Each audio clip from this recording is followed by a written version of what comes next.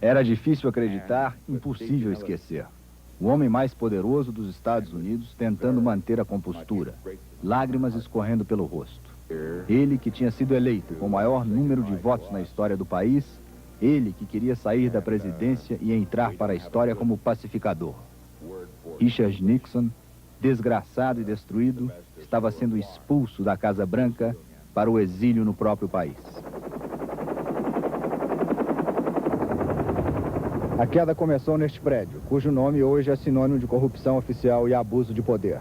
Na madrugada de sábado, 17 de junho de 72, 5 homens foram presos no 6º andar do Watergate, instalando equipamento de espionagem na sede do Partido Democrata. E quando aconteceu o escândalo Watergate, já na eleição de 72, eu fiz uma reportagem sobre o escândalo que estava começando. Mas ninguém dava muita bola, não se sabia exatamente o que tinha acontecido. Foi virando uma bola de neve e acabou na renúncia, né? Quando nós tivemos praticamente a certeza de que o desenlace do proposto impeachment do presidente Nixon seria a renúncia dele, nós começamos a preparar uma transmissão ao vivo que seria, na verdade, a tradução simultânea do discurso de renúncia. Nós ainda não tínhamos uma estrutura de transmissão via satélite. Então eu pedi à rede ABC de televisão que nos desse apoio logístico. Eu tinha firmado com a ABC o primeiro convênio de cooperação entre a ABC e a TV Globo. Eles tinham que nos dar este apoio de transmissões via satélite.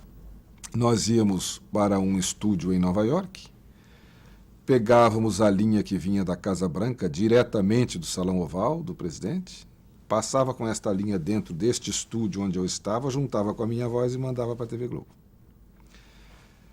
Só que a câmera que foi colocada no estúdio oval da Casa Branca, onde o presidente fala, ela foi aberta uns 5 minutos antes. E nestes 5 minutos que antecederam o discurso do presidente, que começava, diga-se de passagem, com o selo presidencial e uma voz de um locutor que dizia: senhoras e senhores, o presidente dos Estados Unidos. Aí saía daquele selo e passava para a cara do Nixon. Bom, 5 minutos antes começam a vir as imagens de Washington do presidente. Eu achei que naquele dia era diferente. Imediatamente comecei a narrar as imagens. O Hélio Costa nos mandou umas imagens absolutamente inéditas do Nixon ainda se maquiando para fazer o pronunciamento à nação. E nós conseguimos essas imagens por pura sorte.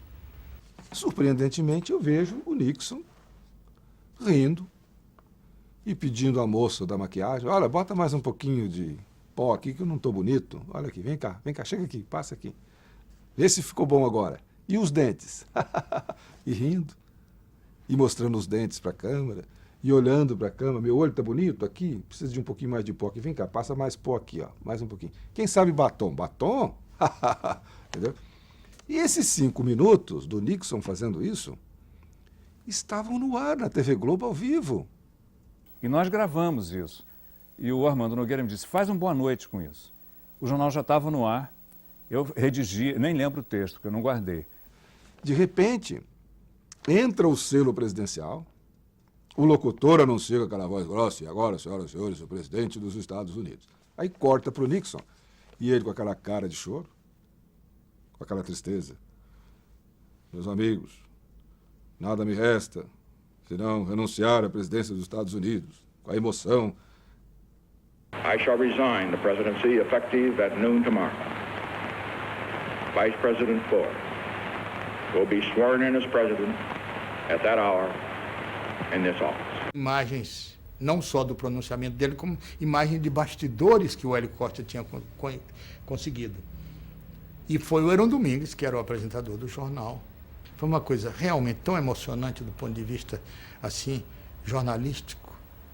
Ele lendo um texto do Jorge Pontual, que era o redator principal do jornal, um texto primoroso.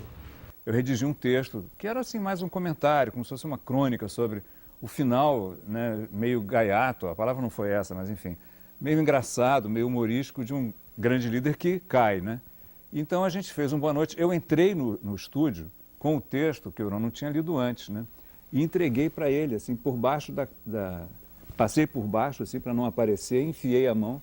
Estava passando alguma imagem na hora, ele não estava no ar, tinha uma coisa pré-gravada. Então Eu não cheguei a interrompê-lo, mas ele, enfim, recebeu o texto, ele estava tenso, preocupado, e aí ele leu esse texto de primeira, e foi uma leitura incrível, né? Que foi muito emocionante, um final, assim, o boa noite do programa foi um negócio que todo mundo ficou. A televisão americana comentava a surpreendente calma e bom humor de Nixon, o contrário do que se esperava de um homem acuado por pressões enormes. Nós confirmamos esse detalhe com a imagem espontânea colhida em circuito fechado dos momentos de descontração de Nixon, como um ator antes da novela, como político que fez sua carreira dominando a televisão e às vezes sendo vencido por ela. Richard Milhous Nixon se despediu do cargo mais visado da Terra com um sorriso. Os americanos não viram isso. Só nós é que vimos isso.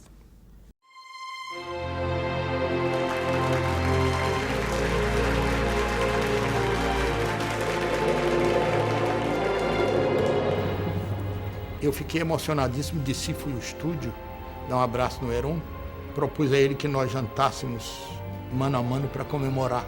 Conversamos, tomamos um bom uísque, jantamos, e Heron me deixou em casa por volta de 2 horas da manhã e às 5 ele morria. Ele devia ter um problema de hipertensão, não deve ter dado bola. Ele viveu uma noite realmente gloriosa da carreira dele, e morreu como eu imagino gostaria de morrer. Morreu depois de ter tido uma performance extraordinária no Jornal Internacional. E eu apareço aí nessa história como mera testemunha.